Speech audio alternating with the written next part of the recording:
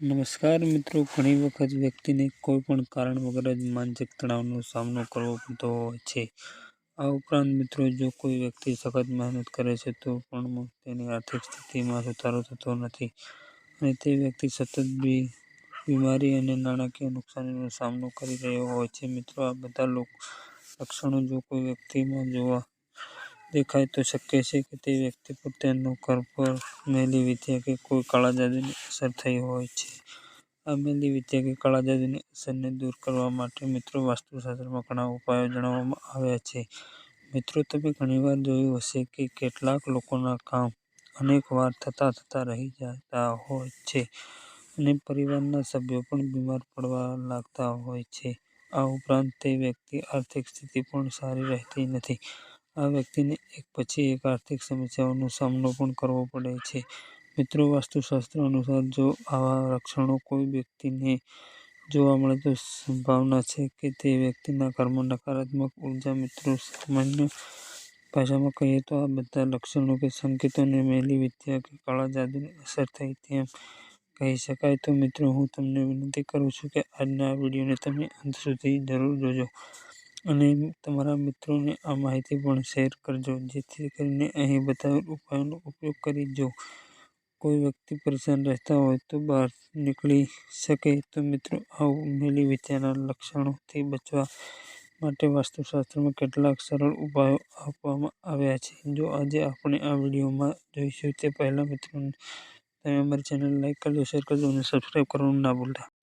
Like, share કરીને કમેન્ટમાં ઓમ નમઃ શિવાય જરૂરથી લખજો. મિત્રો, સૌથી પહેલા તો આપણે જાણીએ કે જો કોઈ વ્યક્તિ પર મેલી વિદ્યાનો ઉપયોગ થયો હોય તો તે માનસિક રીતે પરેશાન રહે છે અને તેના હૃદયના ધબકારા કોઈ કારણ વગર જ અચાનક વધી જાય છે. તે વ્યક્તિનું મન અને મગજ તેમજ શરીર નબળું પડવા લાગે છે.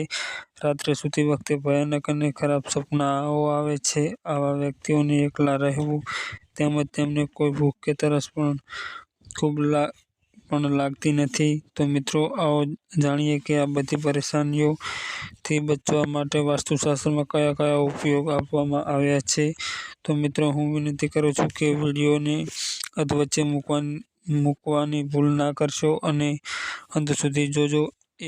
મિત્રો, મેલી વિદ્યાને કારણે કાળા જાદુના પ્રભાવને દૂર કરવા માટે વાસ્તુશાસ્ત્ર અનુસાર ₹1નો સિક્કો લઈને કોઈ પણ મંદિરમાં જઈને એક મુઠ્ઠી ચોખામાં ₹1નો સિક્કો મૂકી તમારી જે સમસ્યા હોય તેના વિશે જણાવો. પછી તે સિક્કાને મંદિરના એક ખૂણામાં શાંતિથી મૂકી દો. આમ કરવાથી ઘરમાં જે પણ નકારાત્મક ઉર્જા હશે કે મેલી વિદ્યાની અસર થઈ હશે તે જલ્દી ખતમ થઈ જશે.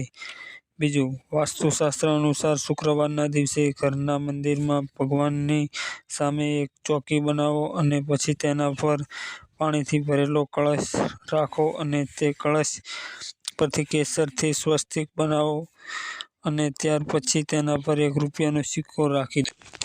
અને ત્રીજું, દરરોજ સાંજે પૂજા પછી ઘરના મુખ્ય દરવાજાના ખૂણા પર ઘીનો 4 બાજુ દીવો પ્રગટાવો અને આ દીવામાં ₹1નો સિક્કો મૂકી દો. આમ કરવાથી ઘરમાંથી ગરીબી તો દૂર થશે, સાથે સાથે ઘરમાંથી નકારાત્મક ઉર્જા પણ દૂર થશે. ચોથું, તમારા ખિસ્સામાં હંમેશા મોરનું પીંછું અને ₹1નો સિક્કો રાખો. આ કરવાથી તમારું ભાગ્ય મજબૂત થશે અને જીવનમાં નવી તકો મળશે તેમજ નકારાત્મક ઉર્જાનો પણ અંત આવશે. પાંચમું, દરરોજ હનુમાન ચાલીસાનો પાઠ કરવો અને જો શક્ય હોય તો દર મંગળવારના રોજ મંદિરમાં જવું. આમ કરવાથી તમે કોઈ પણની ખરાબ નજરથી બચી શકો છો.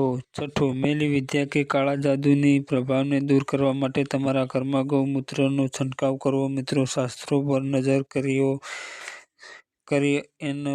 ગૌમૂત્રને પવિત્ર માનવામાં આવે છે. ગાયમાં તમામ દેવી દેવતાઓનો વાસ છે, એટલે ઘરમાં ગૌમૂત્રનો છંટકાવ અવશ્ય કરવો. તો મિત્રો, આજનો આ વિડીયો પસંદ આવ્યો હોય તો વિડીયોને એક લાઈક કરીને અમારી ચેનલને સબસ્ક્રાઈબ કરવાનું ભૂલશો નહીં. હર હર મહાદેવ.